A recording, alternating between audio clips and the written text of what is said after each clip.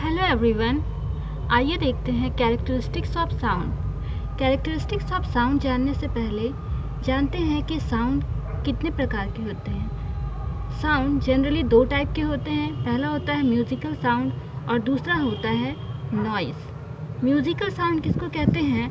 जो कि जिसमें कि रेगुलर पीरियोडिक वाइब्रेशन होता है और जो कानों को सुनने में अच्छा लगता है वो हम म्यूज़िकल साउंड के नाम से जानते हैं। फॉर एग्ज़ाम्पल, किसी पियानो का आवाज़ हुआ, फ्लूट का आवाज़ हुआ, ये सब रेगुलर इंटरवल में हमारे कानों को प्लीजिंग इफ़ेक्ट प्रोड्यूस करवाते हैं, इसलिए इसे हम म्यूज़िकल साउंड कहते हैं। अगला होता है नॉइज़। नॉइज़ एक डिसकंटिन्यूअस और नॉन यूनिफॉर्म साउंड होता है जो कि नॉन पीरियोडिक डिस्टर्बेंस प्रोड्यूस करता है और हमारे कानों को सुनने में अच्छा नहीं लगता है।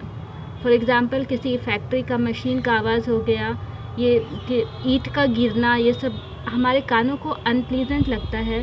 तो इस तरह का जो साउंड होता है इसे हम नॉइज़ के नाम से जानते हैं। कैरेक्टरिस्टिक्स म्यूज़िकल साउंड का क्या क्या होता है? साउंड का 3 कैरेक्टरिस्टिक्स होता है जनरली: पिच, लाउडनेस और क्वालिटी। सबसे पहले जानते हैं कि पिच क्या होता है। साउंड की वह क्वालिटी जिसमें कि हम किसी भी श्रिल साउंड और ग्रेव साउंड के बीच में डिस्टिंग्विश कर सकते हैं, उसको हम लोग पिच के नाम से जानते हैं। फॉर एग्ज़ाम्पल, हम अपनी मम्मा की वॉइस और किसी और वुमेन की वॉइस को आसानी से पहचान सकते हैं। हालांकि दोनों का अगर फ्रीक्वेंसी दोनों का लाउडनेस सेम हो, फिर भी हम दोनों के साउंड में आराम से दोनों के साउंड को आराम से डिस्टिंग्विश कर सकते हैं। पिच फ्रीक्वेंसी पर डिपेंड करता है, जैसी फ्रीक्वेंसी होगी वैसा ही पिच होगा। दूसरा होता है लाउडनेस। क्या होता है लाउडनेस? लाउडनेस साउंड का वह कैरेक्टरिस्टिक होता है जिसकी वजह से हम म्यूज़िकल साउंड और लाउड साउंड के बीच में अंतर को हम लोग जान पाते हैं। जैसे जैसे कि साउंड दूर जाते जाता है, हमको पता चल जाता है कि साउंड दूर जा रहा है। साउंड, कोई भी हॉर्न बज रहा है, कोई भी गाड़ी जा रही है, तो हम नज़दीक में है तो हमें ज़्यादा ज़ोर से सुनाई देगा, और दूर जैसे जैसे जाते जाएगी वो ज़्यादा, उसका जो लाउडनेस है वो कम होते जाएगा। लाउडनेस है इंटेंसिटी पर डिपेंड करता है, और लाउडनेस को हम लोग डीबी यानी डेसिबल से मेज़र करते हैं। अगला आता है क्वालिटी ऑफ साउंड। क्वालिटी क्या होती है? क्वालिटी साउंड का वह कैरेक्टरिस्टिक है जिसकी वजह से हम सेम पिच और सेम लाउडनेस वाले साउंड को आराम से डिफ्रेंशिएट कर सकते हैं। क्वालिटी वेव फॉर्म के ऊपर में डिपेंड करती है।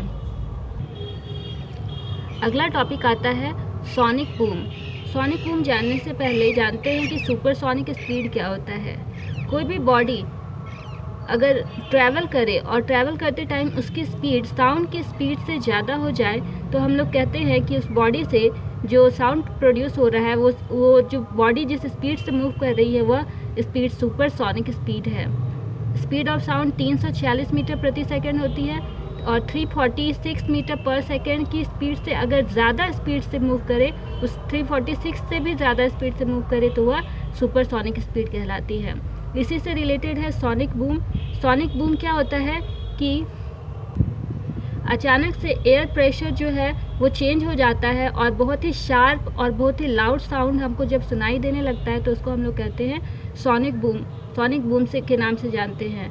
फॉर एग्ज़ाम्पल, कभी कभी क्या होता है, एयरक्राफ्ट होता है। एयरक्राफ्ट जो है वो शॉक वेव प्रोड्यूस करता है जो हमारी कानों को बहुत ही अनप्लीजेंट लगती है। इसकी वजह से क्या होता है कि घर हो या बिल्डिंग हो, वो भी उसमें भी क्या क्रैक्स आ जाते हैं, वो भी डैमेज हो जाते हैं।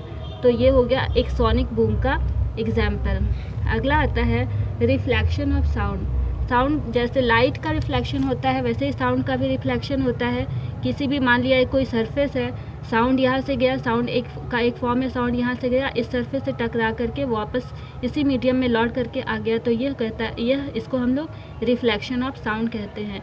जैसे लाइट के लिए लाइट का रिफ्लेक्शन का रूल होता है angle of incidence is equal to angle of reflection, वैसे साउंड का भी रूल होता है। यहाँ पे भी एंगल ऑफ इंसिडेंस और एंगल ऑफ रिफ्लेक्शन दोनों इक्वल होता है।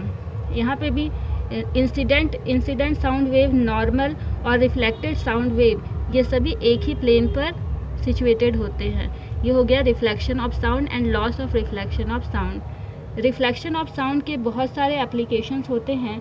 इनमें पहला होता है मेगाफोन। मेगाफोन क्या होता है? ये इस तरह का जो इंस्ट्रूमेंट जिसको कि चोंगा कहते हैं नॉर्मल भाषा में, इसमें क्या होता है कि जब आप बोलते हैं तो साउंड क्या होता है, यहाँ से ट्रैवल करना स्टार्ट करती है, यहाँ गई, यहाँ गई, यहाँ गई, ऐसे करके ट्रैवल करता है। इस तरह से साउंड वेव प्रोड्यूस होता है। ये मेगाफोन एक एग्जाम्पल हो गया आपका रिफ्लेक्शन ऑफ साउंड का। अगला होता है स्टेथोस्कोप। स्टेथोस्कोप जो डॉक्टर्स इस्तेमाल करते हैं पेशेंट को देखने के लिए, हार्ट बीट चेक करने के लिए। वहाँ पे भी ये जो नली होती है स्टेथोस्कोप की, उसमें भी साउंड का जो हार्ट बीट होता है उसका रिफ्लेक्शन इस तरह से जाता है और फाइनली डॉक्टर के कान तक वो रिफ्लेक्टेड साउंड सुनाई पड़ती है और इस तरह से डॉक्टर्स हार्ट बीट को चेक करते हैं। अगला आता है एको। एको क्या होता है? एको भी एक तरह का रिफ्लेक्शन ऑफ साउंड होता है। इसमें क्या होता है कि कोई भी साउंड जो होता है, हम जब बोलते हैं तो साउंड क्या होता है, 0.1 सेकेंड तक हमारे कान में जो हमारी आवाज़ होती है वो हमारे कानों के आसपास रहती है। 0.1 सेकेंड तक वही साउंड हमें सुनाई पड़ती है जो हम बोलते हैं। लेकिन कोई भी साउंड अगर 0.1 सेकेंड के बाद किसी और ऑब्जेक्ट से टकरा करके वापस आ जाए और वो आवाज़ हम सुन सकते हैं, तो वह जो साउंड हम सुन सके, रिफ्लेक्टेड साउंड जो हमने सुनी, वह साउंड रिफ्लेक्टेड साउंड एको कहलाता है। एको के लिए जो स्पीकर होता है और जो रिफ्लेक्टर होता है, दोनों के बीच का डिस्टेंस 17.2 मीटर होना चाहिए। अगला आता है रिवर्बरेशन। रिवर्बरेशन क्या होता है? जैसे इको में क्या था, साउंड एक बार गई और टकरा करके 0.1 सेकेंड के बाद में वापस आ गई, तो यहाँ पर एक बार रिफ्लेक्शन हुआ। लेकिन रिवर्बरेशन में क्या होता है, मल्टीपल रिफ्लेक्शंस होते हैं, एक बार नहीं बार बार रिफ्लेक्शंस होते हैं। तो इस तरह का जो साउंड होता है, इस तरह का जो पैटर्न फॉलो किया, इसको हम लोग रिवर्बरेशन ऑफ साउंड के नाम से जानते हैं। अगला आता है ऑडिबल साउंड। ऐसा साउंड जिसकी फ्रीक्वेंसी 20 हर्ज और 20,000 हर्ज के बीच में होती है, जिसको कि हम सुन सकते हैं, इसको हम लोग ऑडिबल साउंड कहते हैं। और नेक्स्ट आता है इंफ्रासोनिक साउंड। ऐसा इनऑडिबल साउंड जिसका फ्रीक्वेंसी 20 हर्ज से कम हो, इसको हम लोग इंफ्रासोनिक साउंड के नाम से जानते हैं। नेक्स्ट है अल्ट्रासोनिक साउंड। ऐसा इनऑडिबल साउंड जिसकी फ्रीक्वेंसी 20,000 हर्ट्ज से ज़्यादा होती है, इसको हम लोग अल्ट्रासोनिक साउंड के नाम से जानते हैं। इसका कुछ एग्जाम्पल हो सकता है, जैसे detection of cracks in metal blocks. Metal के ब्लॉक्स में अगर कोई क्रैक होता है तो उसका पता करने के लिए ये जो साउंड होता है अल्ट्रासोनिक साउंड, उससे पास करवाया जाता है। अगर कोई क्रैक वहाँ पर हुआ तो वहाँ से टकरा करके जो वेव होती है वो वापस लौट जाती है, तो इससे पता चलता है कि मेटल का जो ब्लॉक है उसमें किस तरह का क्रैक है। अगला होता है अल्ट्रासोनोग्राफी। ये भी इसी का एग्जाम्पल होता है। अल्ट्रासोनोग्राफी क्या होता है? इसमें बॉडी के इंटरनल ऑर्गन्स का में अगर कोई किसी तरह इंटरनल ऑर्गन का जो इमेज है उसको फाइंड किया जाता है, अल्ट्रासोनोग्राफी जिसको कहते हैं हम लोग।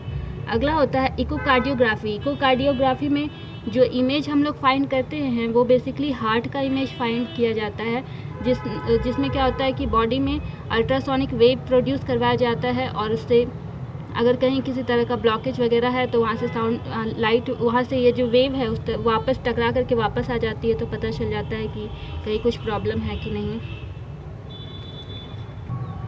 इसी तरह से सोनार भी होता है। सोनार जिसको कि हम लोग साउंड नेविगेशन एंड रेंजिंग के नाम से जानते हैं।